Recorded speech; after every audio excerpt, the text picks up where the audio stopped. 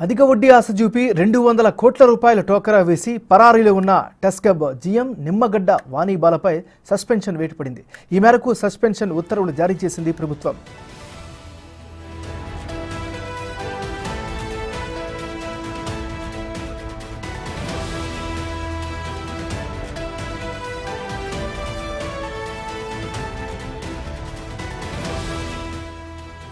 అబిడ్స్లోని Telangana state cooperative బ్యాంకులో general మేనేజర్గా పనిచేస్తున్నారు నిమ్మగడ్డ వాణిబాల.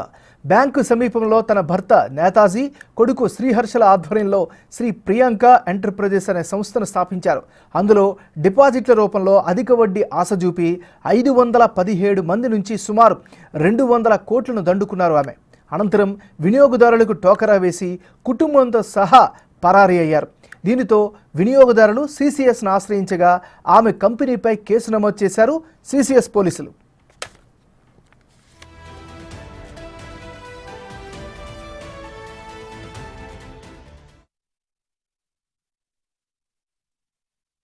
వాణిబాల అనేటటువంటి ఆవిడ ఆ బ్యాంకులో గత కొన్ని సంవత్సరాలుగా పనిచేసుకుంటూ తన దగ్గర పనిచేసేటటువంటి సిబ్బంది, అదేవిధంగా ఆ బ్యాంకుకు వచ్చేటటువంటి వినియోగదారులకి అధిక వడ్డీ ఆశ చూపి అక్కడ డిపాజిట్లు చేస్తానని వచ్చినటువంటి వాళ్ళ దగ్గర నుంచి కొన్ని అమౌంట్లన్నీ కూడా ఆమెకి అబిడ్స్లో ఉన్నటువంటి ఆ ఆఫీస్కి సమీపంలోనే తన భర్తతోటి తన కుమారుడితోటి ఒక ఆఫీస్ తెరిపించి అందరినీ కూడా అక్కడికి డైవర్ట్ చేసుకుంటూ వచ్చారు.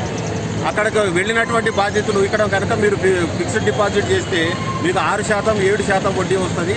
మీరు ఆ ప్రియాంక ఎంటర్ప్రైజెస్ అనే దగ్గర కనుక మీరు ఇన్వెస్ట్ కనుక చేసుకుంటే 15% వడ్డీ ఇస్తామన్నటువంటి నెపంతో ఈ అధిక వడ్డీలకు ఆశ పెట్టినటువంటి క్రమంలో అందరం వెళ్ళి ఆ ప్రియాంక ఎంటర్ప్రైజెస్లో ఆ అమౌంట్ అనేది డిపాజిట్ చేయడం జరిగింది.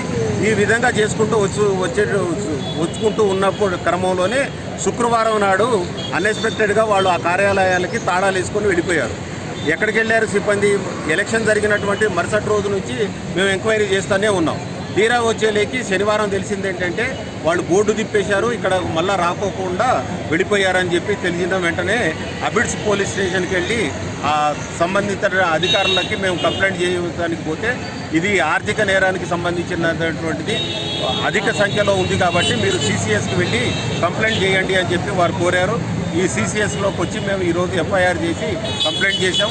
ఒక ఇన్వెస్టిగేషన్ ఆఫీసర్ని చేసుకొని ఇప్పుడు ఆ 81 సంవత్సరం ఉన్నటువంటి కె రామారావు అనేటటువంటి వ్యక్తి దగ్గర కూడా 6 లక్షలు తీసుకొని మోసం చేసినటువంటి సంఘటన జరిగింది. మేము అధికారులతోటి తక్షణం దీని మీద మీరు విచారణ జరపండి, నిందితులని బాధితుల నుంచి రక్షించేటటువంటి చర్యలన్నీ చేపట్టి వారికి ఉన్నటువంటి వారిని అన్ని ఆస్తులు జప్తు చేసి మాకు న్యాయం జరిపించాల్సిందిగా కోరుతా ఉన్నాం.